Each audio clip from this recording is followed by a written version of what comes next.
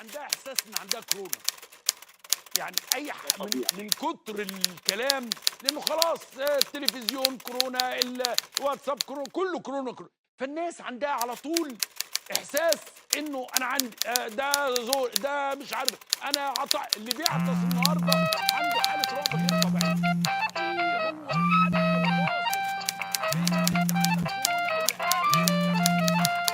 كورونا او لا؟ Assalamu alaikum. Hello? Miss Noura? Yes, I can talk right now. Inna lillahi wa inna ilayhi raji'un. How could that even be possible? Faizan was in perfect health only a couple of days ago. They took him where? Please hold on. Can you give me the exact address? I'll need to write this down immediately. Okay, I've got it. Thank you so much for notifying me of this. I shall be there in an hour, inshallah.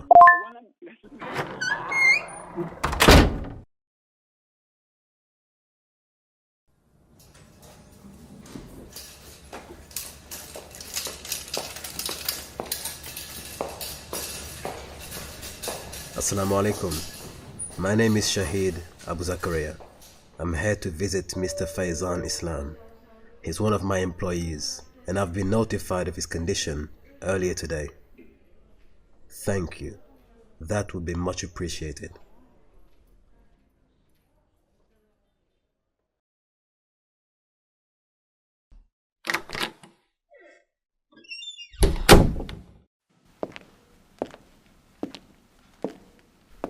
Assalamu alaikum.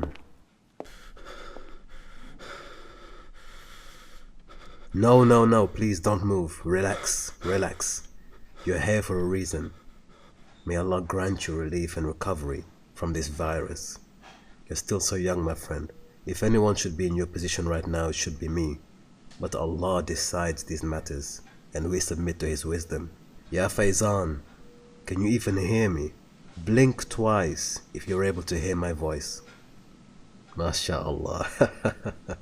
It looks like you're still able to hear perfectly well, although you do look very exhausted. Just as well, because I'll be spending a few hours with you today. I'm sure you could do with a bit of company.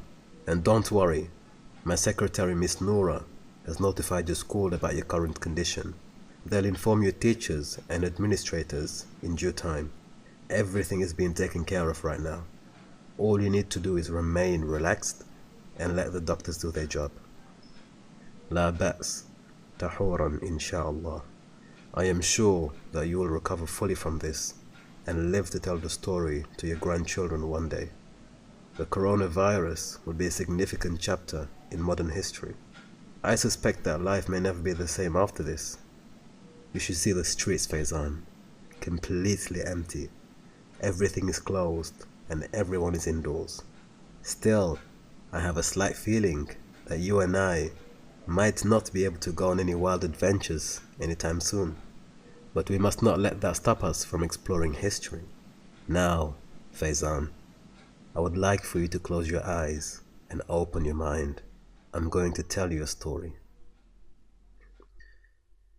Tuesday, November the 20th, 1979 was a very, very special day indeed.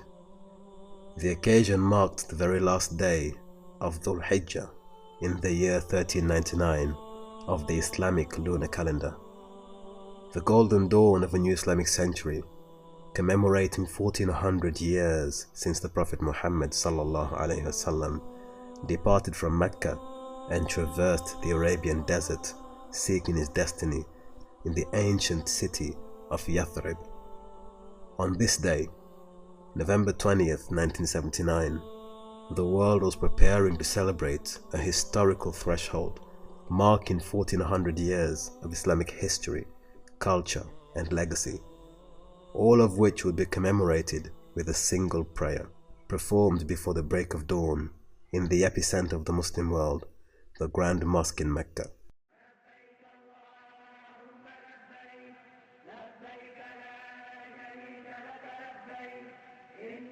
All throughout the preceding month, in October 1979, the residents of Mecca had witnessed the influx of approximately 1 million foreigners arriving in the sacred city for the purpose of performing their Hajj pilgrimage.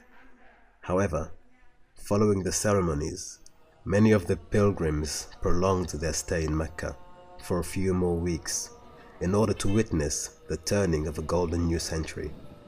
The suspense and anticipation was electric. Millions of Muslims worldwide had dreamt of a new beginning and a fresh start, with some eagerly anticipating the arrival of a spiritual redeemer, one who was prophesied to be sent at the turn of each Islamic century for the purpose of renewing and restoring the faith. This figure was known as the Mujaddid, but this spirit of renewal and restoration was also being cemented by the impending completion of the Grand Mosque's latest expansion project, which was being undertaken by the Saudi bin Laden group. For many years prior to this, the holy sanctuary had undergone many successive expansion and development projects, beginning in the 1950s, during the reign of King Abdulaziz ibn Saud. This development drive and ambition continued through to the reign of King Khalid, and was reaching its final phase, which was due for completion in time for the new Islamic century. The entire scenery, Faizan, was a living testament to the rejuvenation of the Muslim world. Everyone was excited for the future. But on the eve of the new year, on November 20th, 1979, building contractors and construction companies were still present at the Grand Mosque in Mecca, rushing to complete the remainder of their task. The cladding and padding surrounding the Grand Mosque was still visible to pilgrims and residents alike, so one can only imagine how the presence of such machinery and personnel would have obscured and masked what otherwise would have been a picturesque image of the Grand Mosque. But as chance would have it, this visual obstruction was to provide the perfect cover for the unseen event that would unfold in Mecca that day.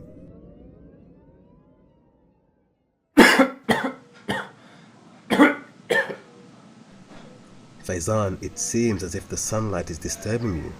Let me pull the curtains down for you. There, that's much better already. But I'm feeling a little thirsty. I hope you don't mind me drinking in front of you.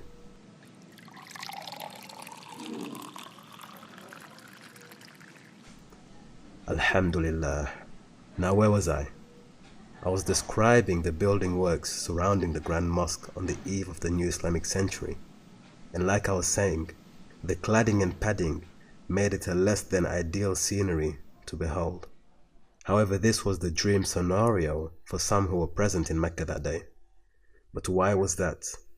Well, all shall become clear to you as I continue our story. Within the precincts of Mecca's holy mosque, a few inconspicuous pickup trucks drove into the sanctuary unnoticed and unsuspected.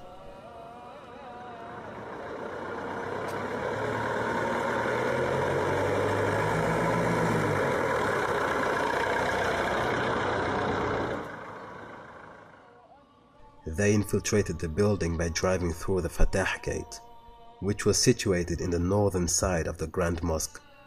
This gate was actually being used by construction workers who were hired to carry out building work on the premises.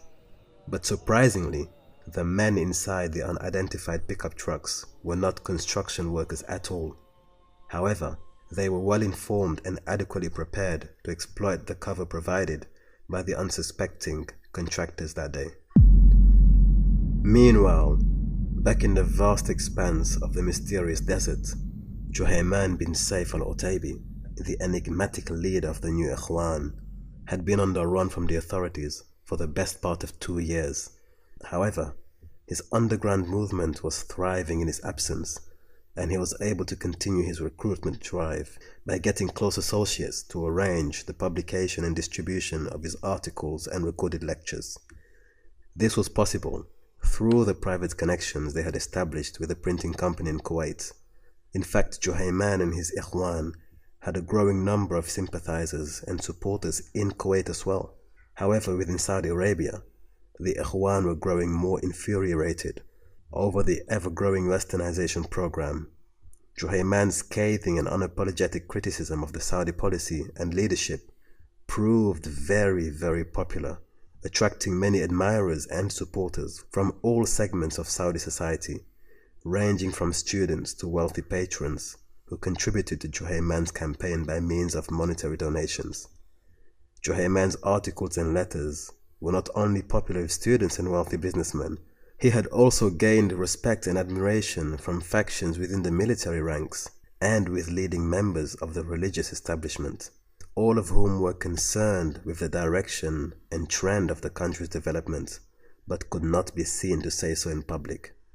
Thus 𝐃𝐈𝐒𝐿 became the voice of Saudi Arabia's silent majority. The 𝐊wan soon enlisted military officials from the Saudi National Guard, who, if you remember, had incorporated the original 𝐊wan into their ranks during the reign of King Abdulaziz ibn Saud. These military infiltrators became instrumental in the covert acquisition of automatic weapons, ammunition and gas masks, all of which was smuggled from the National Guard armories and transported into the Grand Mosque in preparation for the events of November 20th, 1979. 𝐃𝐈𝐒𝐿 may have been out of sight for 2 years, but he was not out of the picture altogether. In fact, he was masterminding a nefarious plan to hijack the Grand Mosque up to 1 year in advance. In as early as 1978, he and his associates began training recruits in guerrilla tactics from various desert outposts, using weapons smuggled from the National Guard armories. All of this came to a critical stage on the morning of November 20th, 1979, when 𝐃𝐈𝐒𝐿's men set their final plans into motion by transporting the weapons and food supplies into the Grand Mosque using inconspicuous pickup trucks as well as fake coffins in order to infiltrate the mosque. Their operation was planned to last only a day or so. However, the group had furnished sufficient supplies to last them many weeks in the event of a standoff with the authorities. 𝐃𝐈𝐒𝐿 meant business, and his return to center stage was going to be spectacular indeed.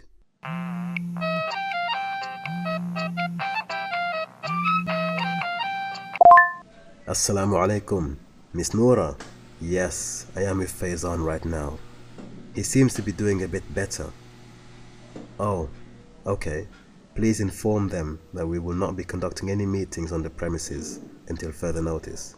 I do not think it is safe for us to host any meetings at the premises until this blows over. Thank you, Miss Noura. Faizan, that was our secretary. She was asking about you. I don't think the office will be open to the public anytime soon, but that's not something for you to think about. Let's get back to the story. In the early morning hours of November 20th, 1979, the Imam of the Grand Mosque in Mecca, Sheikh Muhammad al-Subayl, was preparing to lead morning prayers for approximately 50,000 worshippers who had gathered at the Grand Mosque in Mecca to celebrate the turn of the new Islamic century. Allahu Akbar, Allahu Akbar.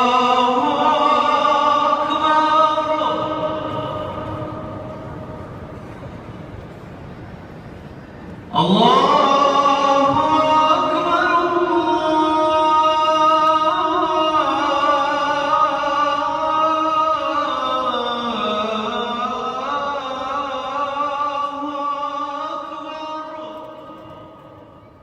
The call to prayer was announced shortly before 5 a.m., after which the Imam stood up when the unexpected happened.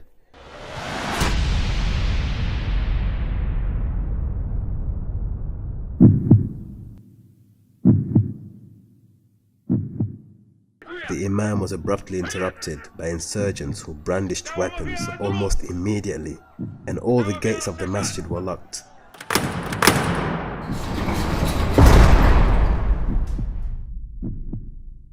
And 2 guards were shot dead by armed insurgents. Chaos broke loose in the moments, and worshippers scattered in all directions. In the midst of this most terrifying ordeal, 3 armed men walked directly towards the Imam, but thankfully, they did not intend to harm him. Instead, one of the men seized his microphone and began delivering a chilling message over the mosque's loudspeakers. No one knew what to expect next. After those two guards were shot dead for no apparent reason, everyone feared for their lives. Add to that, most of those present were not Arabic speakers, so the confusion must have been even more frightening for them. However, everyone who understood Arabic and could decipher the speaker's chilling message was left in utter shock and astonishment. It was as if they had entered a parallel universe. Was this all part of a movie script that they had been unwittingly enlisted into, or had the world finally come to an end on this very special and momentous day? It was really all too surreal to comprehend. But what was perhaps more fascinating was that the man who stood before them did not appear to have been known to anyone present. He was a complete stranger. Yet there was something about his presence that mesmerized the crowds. He was a tall and relatively thin man, approximately 6 foot, so it was not hard to see him, and although his physical frame was not particularly overwhelming, the impact and measure of his words could be felt throughout the masjid. He wore a simple white gown, which was enshrouded by a thick black overgown, giving him the appearance of a traditional Arab cleric, although he did not wear a turban over his head.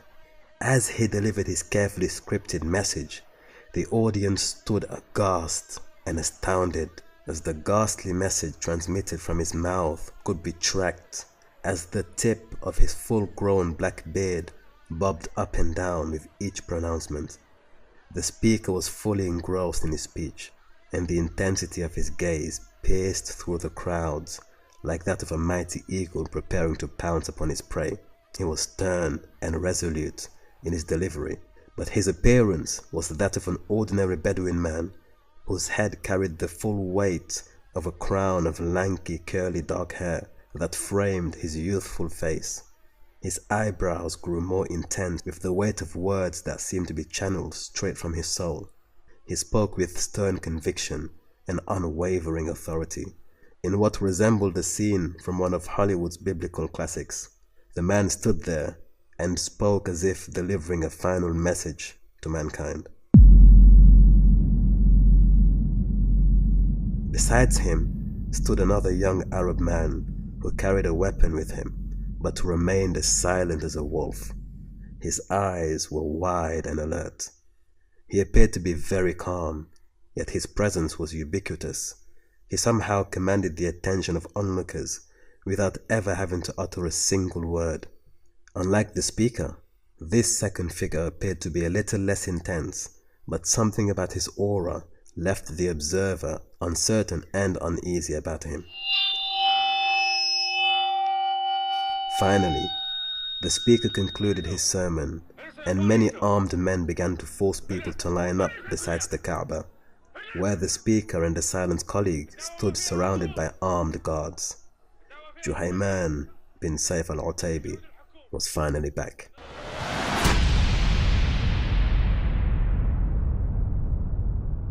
The Phantom had re-emerged in spectacular form, and he brought with him the promised Mahdi, Muhammad bin Abdullah al-Qahtani. The two of them could be seen standing beside the Kaaba near the Rukn al-Aswad, surrounded by armed men dressed in black vests and balaclavas. It was an awful sight to behold, but the message being delivered to the world would be even more dreadful. Juhayman had delivered his speech to the world, in which he condemned the Al Saud and their government-approved scholars.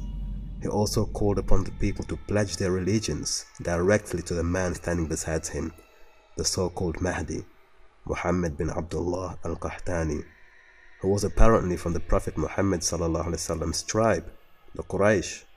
Furthermore, his father and mother were both descendants of the Prophet Muhammad ﷺ through his grandson, Hussein ibn Ali radiallahu anhu, unlike the Al Saud, who were considered illegitimate and impostors to the throne.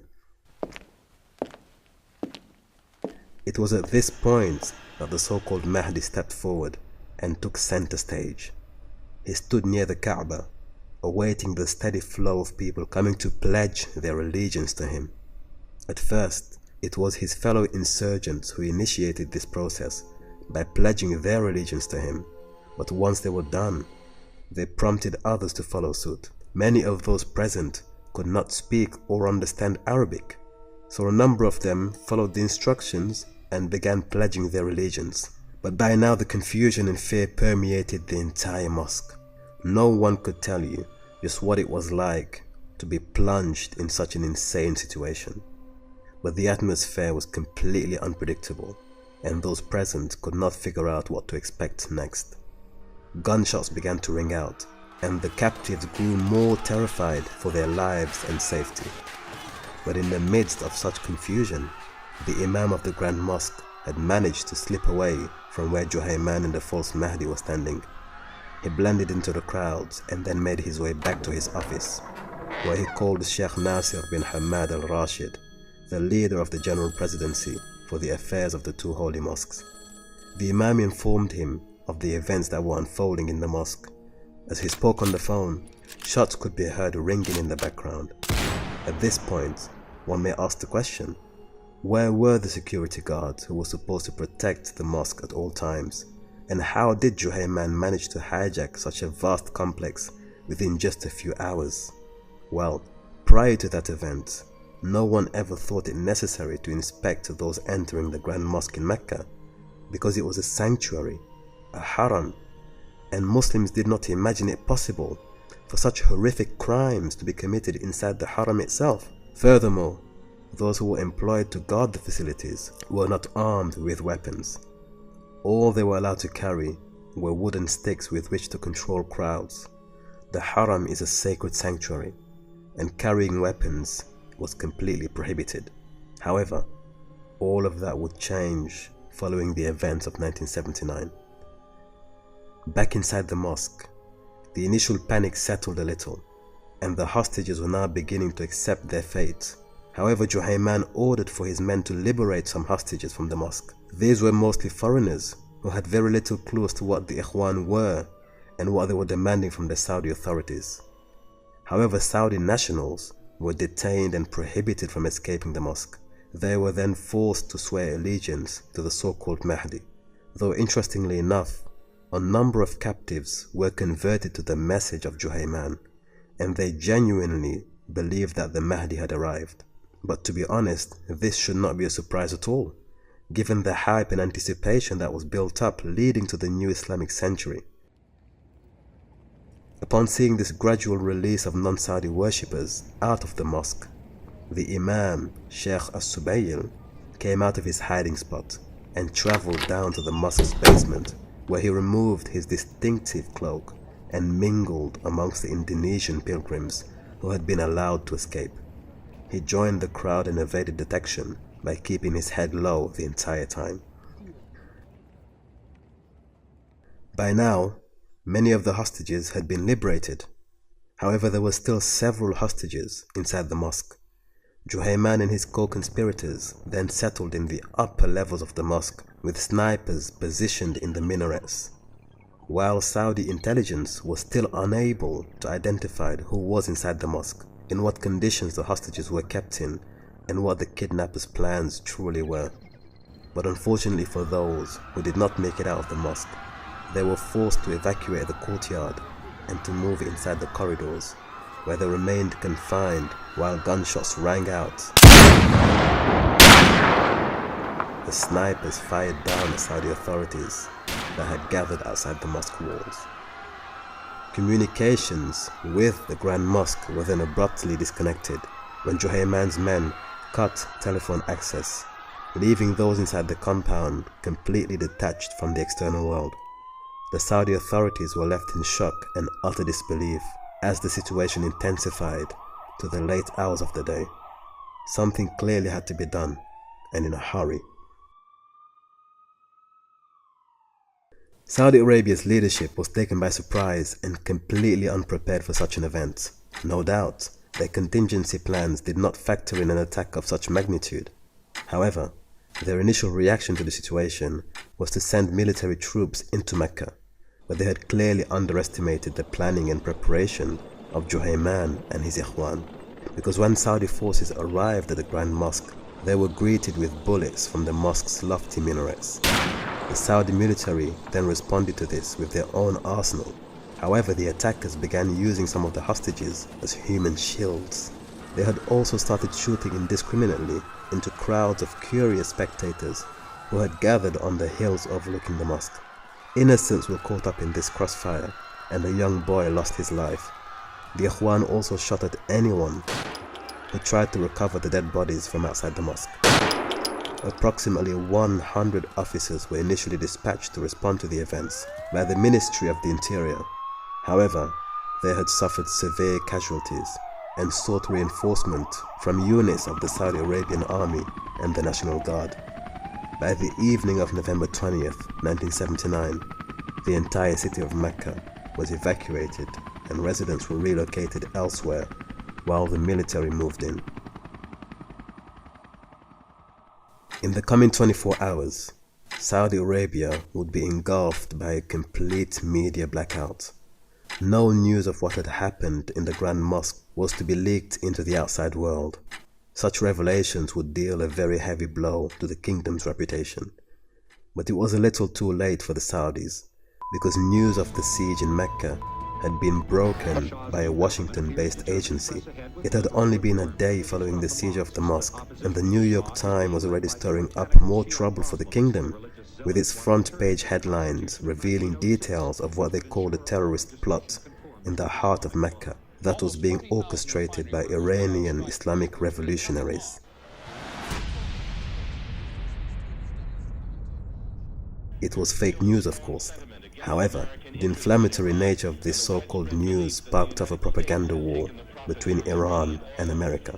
The supreme leader of the Islamic Republic of Iran, Sayyid Ruhollah Mossavi Khomeini, who had only come into power following the revolutionary events in Iran of 1979, immediately retorted with his own explanation for the events in Mecca. He blamed the entire siege on a secret conspiracy masterminded and controlled by American Zionists. Faizan, you Americans were well and truly outclassed by Khomeini. He pressed all the right buttons and totally blew the American media out of the waters. As soon as a connection to Zionist conspiracy was formed, the whole situation made sense. But of course, it was just that, a conspiracy. Despite the American tabloids' crushing blow, Khomeini's propaganda was by far more convincing and damaging in the minds of Muslims worldwide, who were now being awakened to the horrible news of what had taken place in Mecca. Surely, it had to be the work of infidels, the true enemies of Islam. But as news of the events in Mecca began to spread throughout the rest of the Muslim world, American diplomats and expats began to experience a violent backlash and faced imminent danger in places such as Pakistan, Iran, and Libya. For example, in Islamabad, a mob of furious protesters stormed the US embassy and set the building on fire, burning it to the grounds. 2 US servicemen and 2 Pakistani embassy staff died in the attacks. Similar unrest flared up in Tripoli, where the US embassy was also set alight and burned to the ground. All American personnel were thereafter withdrawn from Libya and banned from returning for the next 25 years. But violent protests were not the only form of reprisal felt globally. In fact, lone wolf operations were also reported. One such example was that of John Paul II's targeted assassination plot, which was thwarted in 1981, when a Turkish assassin made an attempt to kill the Pope, after having sworn to avenge the Muslim world for what had transpired in Mecca in 1979. The siege of Mecca had more sinister consequences within the kingdom of Saudi Arabia itself, because news of Juhayman's actions had somehow sent signals to his sympathizers and supporters to carry out similar attacks across the kingdom. Abdullah al-Harbi was one of Juhayman's former associates and supporters who reacted to the news of the attack in Mecca by planning his own attack in Medina. He had it in mind to create a decoy for Juhayman and his men by forcing the Saudi authorities to divide and redirect their resources and attention from Mecca to the mosque in Medina. Fortunately, Abdullah al-Harbi was shot dead by security forces as he attempted to drive past the checkpoint on his mission to recruit volunteers for his planned siege of the Prophet's mosque. But if matters within the kingdom were not already complicated enough, the confusion created by the American media had also engendered another destructive wave of upheaval. This time it came from the Shia population that resided in the kingdom's eastern province. 1979 was a cataclysmic year in modern history, especially for the Muslims. The Iranian Revolution took place. A new century was about to unfold. There were claims of people seeing dreams of the imminent arrival of the Mahdi, and groups such as 𝐃𝐈𝐒𝐿 were becoming more and more prominent in the Arab world. In the case of the Shia community in Saudi Arabia, the revolutionary wave created by the Iranian Revolution, combined with the news of the Mahdi appearing in Mecca, immediately sparked something in them. Though they were clearly unaware as to who 𝐃𝐈𝐒𝐿 was and what his group stood for, they reacted to the prospect of pledging their allegiance to the Mahdi, who is a highly anticipated and central figure in Shia tradition. It all became even more encouraging considering the timing of his so-called appearance, which happened to be at the turn of the new Islamic century, also coinciding with the new Shia regime in Iran. Furthermore, Shia rebellion in Saudi Arabia had been previously subdued by the authorities only a few months prior to that. However, the situation was once more intensified and 𝐃𝐈𝐒𝐿's open critique of the government began to reach those Shia communities. It was almost too good to be true. But when America falsely pointed the finger at Iran, the Saudi-based Shia community believed that the false news was real and took it as a green light to rise up in support of the greater movement. Thus, Saudi Arabia found itself under heavy internal and external pressure, with the weight of the world on its shoulders and a deadly hostage situation at the very heart of the Muslim world. It was a complete catastrophe, and prominent voices from all over the Muslim world started calling for Mecca and Medina to be placed under international administration. The Kingdom of Saudi Arabia was increasingly being seen as grossly incompetent for the role, a perception that completely shattered the kingdom's illustrious and exclusive reputation as the guardians of the two holy sanctuaries. It was clearly a complete and utter public catastrophe. Saudi Arabia was now determined to pool all of its resources together in order to find a solution for the imminent crisis. Two of the kingdom's pillars of power had already been exhausted within the first 48 hours. Those pillars were the leadership and the military arm. However, there was still the question of a religious verdict from the third pillar of power, the ulama. In the hour of need, the kingdom's religious authority had to rise to the challenge and give guidance in what came to be the single most complicated and conflicting religious judgment that they had ever had to give on behalf of the nation.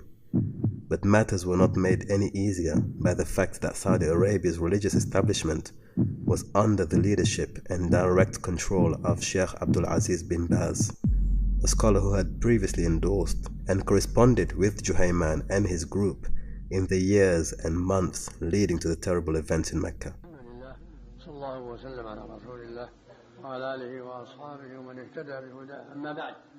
The Sheikh was now required to toe the line between his former disciples and his current patrons without betraying either party.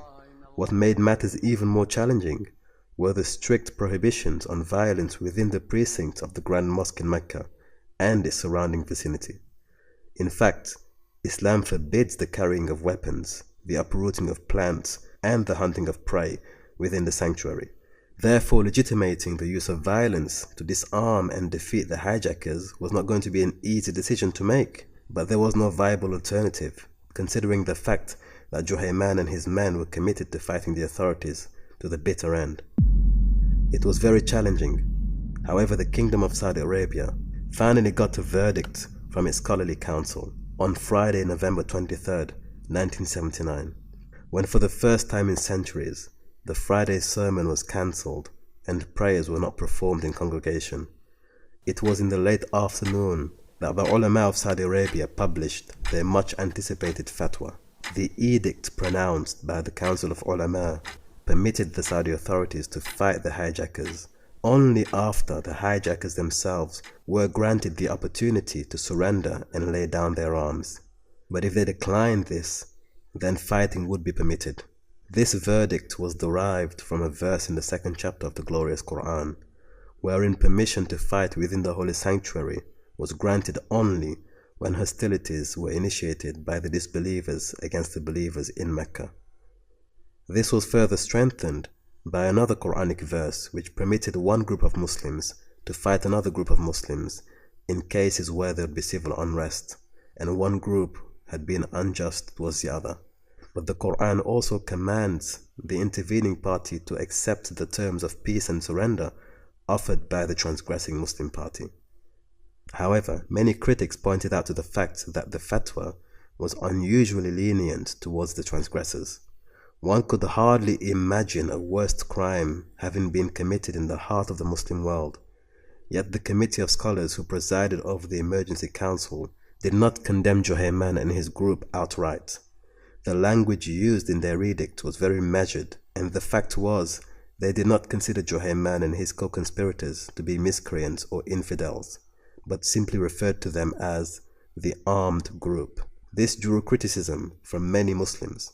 Understandably, this was perceived as being far too lenient of the grotesque crimes that had been committed by the group inside the heart of Islam's holiest sanctuary.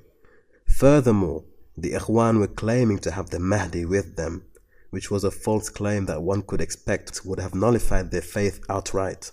But it seems as if the scholars were giving 𝐃𝐈𝐒𝐿 and his men time and opportunity to repent. Some are of the opinion that the scholars relented in their condemnation of 𝐃𝐈𝐿's act due to his close relationship with Sheikh bin Baz and the association they had during the days of Jama'at Salafiyya al-Muhtasibah back in Medina. It is difficult to believe that any other group of Muslims who had committed the same crimes would have been afforded the same opportunity and lenience. Ultimately though, the fatwa was granted and the authorities were finally able to take military action based on the endorsement of the religious elites. Consequently, the Saudi military then launched a full frontal assault from 3 of the mosque's main gates. But 𝐃𝐈𝐿's men retaliated and maintained their grounds as snipers continued to fire down on Saudi officials from the minarets. All throughout the streets of Mecca, announcements could be heard coming from the mosque's loudspeakers. The assailants were making demands for the immediate halt of oil exports to the United States and the expulsion of all foreign civilians and military experts from the Arabian Peninsula. 𝐃𝐈𝐿 and his co-conspirators were very clear in what they wanted, and the fight was far from over. In response, the Saudi government decided to change their strategy by waiting for the militants to run out of supplies and foods. Though the battle had now lasted 72 hours, things began to escalate and it became a full-blown siege that would last an entire 15 days. It became clear to the Saudi authorities that their adversary was committed to a long and drawn-out conflict.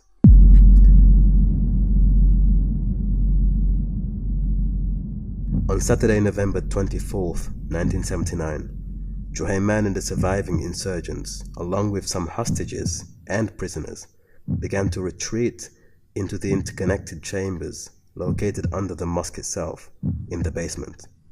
Here, equipped with food, water, and plenty of ammunition, they would hold out for more than a week, fighting off the security forces with everything from bullets to Molotov cocktails. Saudi forces retaliated with tear gas to force the militants out of their underground chamber, but this tactic had failed miserably. When 𝐃𝐈𝐿's men began blocking the narrow passageways with mattresses to block the gas from reaching the chambers, they also wrapped water-soaked headdresses across their faces to avoid inhaling toxic fumes, and in a rare twist of fate, the gas unexpectedly rose back up to the surface, causing major problems for the Saudi security forces. 𝐃𝐈𝐒𝐿's men had also a tactical advantage, because many of them had studied at the Grand Mosque and were familiar with every centimeter of the underground maze. After further attempts to penetrate the underground chambers, it became clear that this strategy was far too risky, so the Saudi authorities decided to cut their losses short by seeking the expertise of external foreign agencies.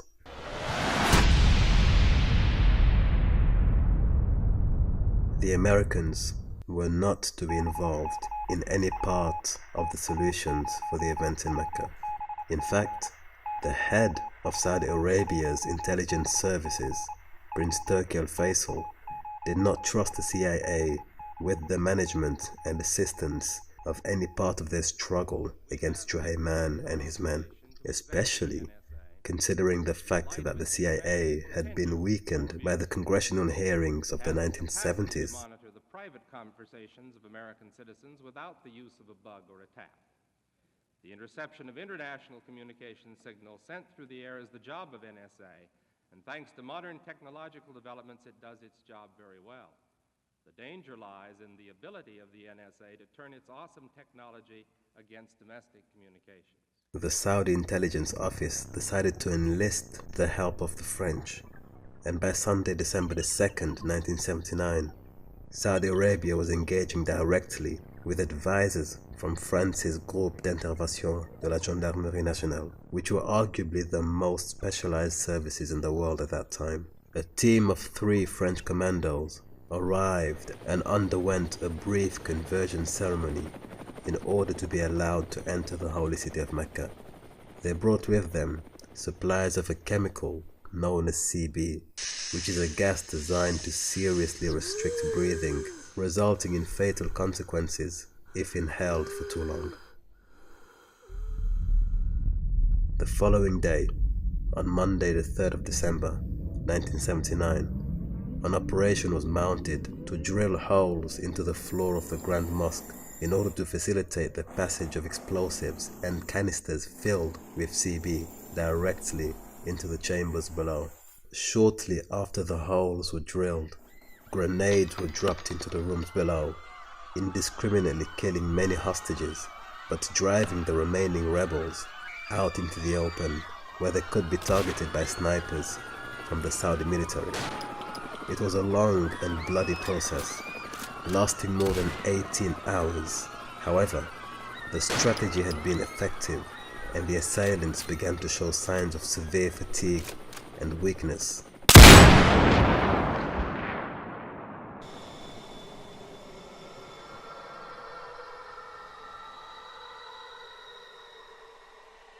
It was the sign that they had been waiting for.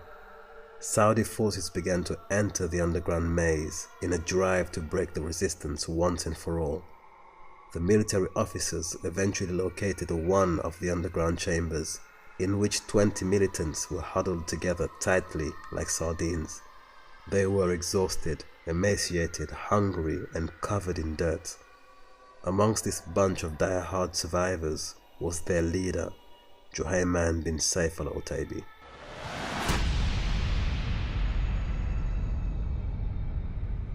As for the Mahdi, he was no more. He had died a number of days prior to that, and his body remained with the group. Apparently, many of the fighters had been demotivated and demoralized by the realization that their Mahdi had died, but they continued to fight alongside 𝐃𝐈𝐒 out of desperation. When some Saudi soldiers discovered the body of Muhammad al-Qahtani, they took a photograph, which was then published and broadcast widely throughout the kingdom. It was to be an open declaration that the leading figure of this movement had been eliminated, signaling the end of the entire affair. What would later transpire was that the so-called Mahdi had died on the 3rd day following the siege, but it remains unclear as to the conditions surrounding his mysterious death. Some believe that he died as a result of military operations, while others believe that he was shot by 𝐃𝐈𝐒 in a desperate attempt to ensure that the Mahdi was not captured alive. With the Mahdi finally dead and the surviving rebels demoralized and suffering from hunger and fatigue, the Saudi forces began to get the upper hand, and the resistance weakened each day that went by. Finally, the struggle ended approximately at 1:30 a.m. in the morning of Wednesday, December the 5th, 1979. Almost 15 days had elapsed since the beginning of this tremendous ordeal, but it was now all over. Among the casualty counts taken from the Grand Mosque was approximately 127 members of the Saudi military, with an additional 451 reportedly wounded during the conflict. As for the fatality count for the civilians and pilgrims, no one exactly knows how many had perished during the siege, as there had been many conflicting reports. What was far more specific, however, was the account detailing the number of captives taken from 𝐃𝐈𝐒𝐿's camp. According to official Saudi reports, they had effectively eliminated 117 rebels inside the mosque and later executed an additional 63 following trials. When the dust settled and the burden of conflict had finally been laid to rest, the courtyard of the masjid resembled something out of a Hollywood cowboy film set, with bullet-ridden walls visible from every angle of the vicinity and debris covering the grounds of the holy sanctuary.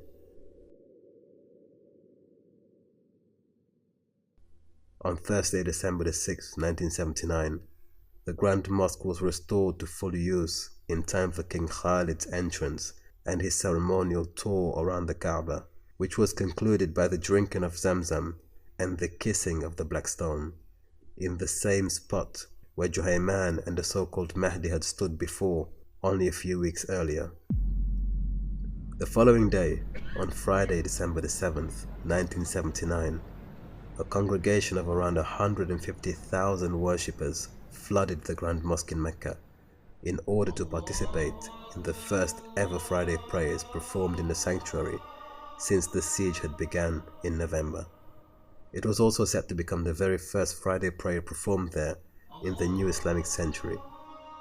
Given the symbolic and emotional significance of this event, many worshippers arrived one night early and camped outside the gates in order to participate in the historic ceremony, which was broadcast via satellite across the Muslim world. But there were still pressing issues to be resolved. Something had to be done about those militants that had survived the ordeal and were now under Saudi official custody. 𝐃𝐈𝐒 was initially transported to a hospital where he received treatment for his wounds.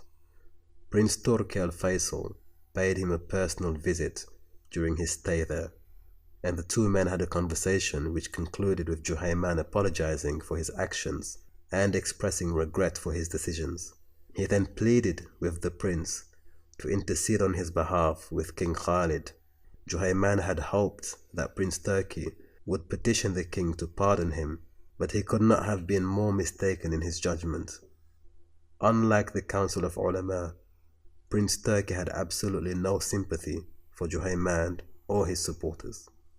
After all, wasn't the al-Saud regime 𝐃𝐈𝐒's primary target? Would he have granted them the same leniency had his group successfully seized control? These are the questions to ponder upon. But as for Prince Turki al-Faisal, he completely refused 𝐃𝐈𝐒's plea. Saudi Arabia had suffered immeasurably as a result of 𝐃𝐈𝐒's actions, and hundreds, if not thousands, had perished during the ordeal.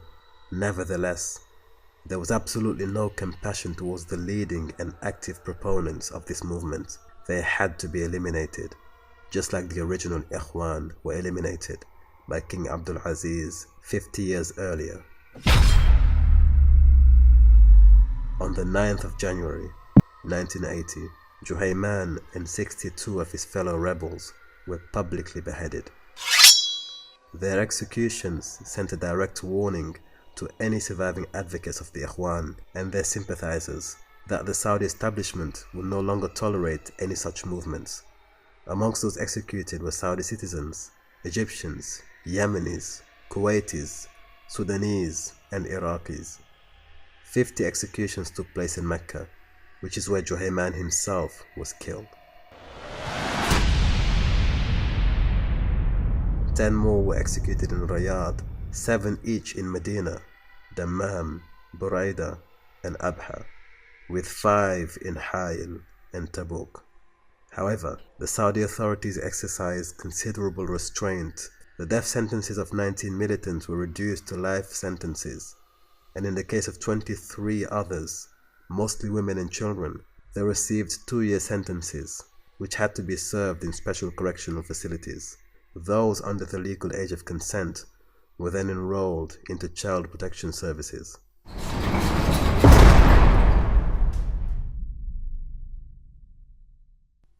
It was truly a nightmare, and things in Saudi Arabia were never the same following this horrendous episode. King Khalid's reaction to this entire saga caught many people by surprise. He responded to the events by introducing stricter religious legislation and policies throughout the kingdom, effectively reversing much of the kingdom's progress leading up to the events of 1979. Religious institutions were financed more heavily, the ulama were granted more power, and Saudi Arabia was subjected to a stricter code of Islamic conduct. Almost immediately following the events in 1979, Saudi Arabia was transformed into a pious and ultra-conservative society, and for the very first time in its modern history, there were wide bans and restrictions placed specifically on its female population. Their presence in the public realm was almost considered a moral offense. Women were prohibited from driving or being seen in public without the presence of male relatives, and religious police were employed to monitor and regulate social interactions in public, resulting in more and more women being confined to their homes. Furthermore, the kingdom's institutions were to be thoroughly Islamicized, with Saudi school curriculum providing more and more focus on religious texts, while simultaneously removing subjects such as foreign history and languages. Juhayman may have lost the battle, but he certainly won the war.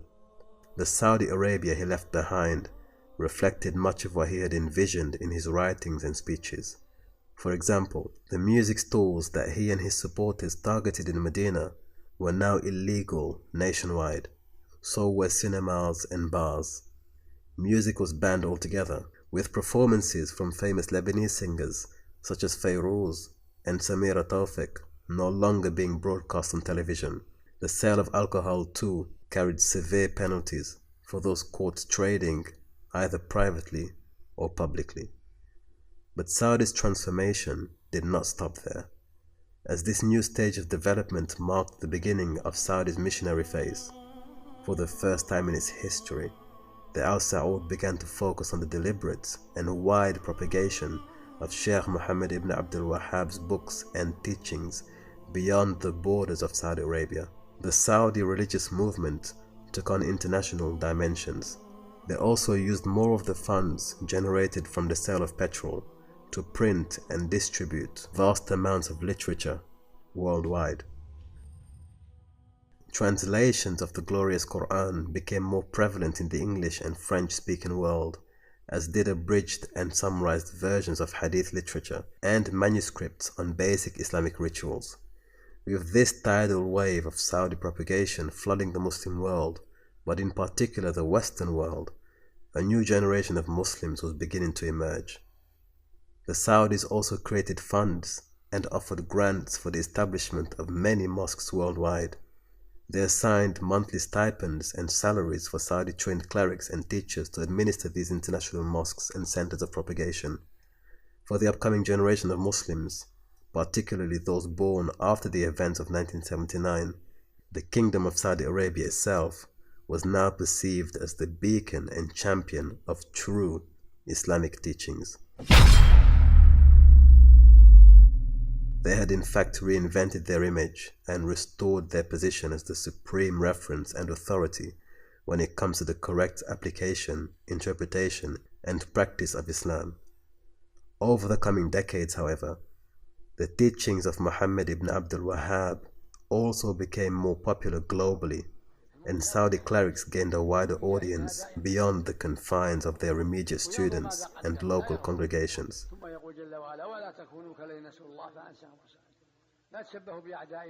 Lectures were being taped, translated and transmitted to millions of immigrant Muslim communities and newly reverted Muslims in places as far off as the United Kingdom, France, America, Trinidad, and even Russia.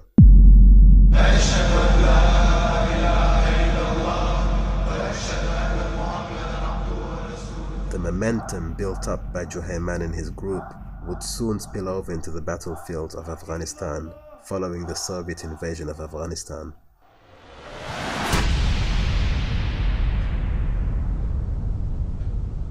Yes, the Afghan saga. Now that was an adventure. They should make many movies on that era alone. Those who understand how the events of 1979 influenced the coming generation of mujahideen and activists will tell you that Afghanistan was the next chapter in the story of Saudi Arabia's transformative phase. Once the books and ideology were exported, the weapons and soldiers followed. But the original message was transmuted and the Saudis lost all control of the movement. It's quite complicated and very, very intricate. Faizan. That's right, my friend. Rest. There is so much more for us to uncover in history, but we shall continue our journeys once you're back on your feet, inshallah. I must go, my friend, but I intend to visit you once more. Assalamu alaikum wa rahmatullahi wa barakatuhu.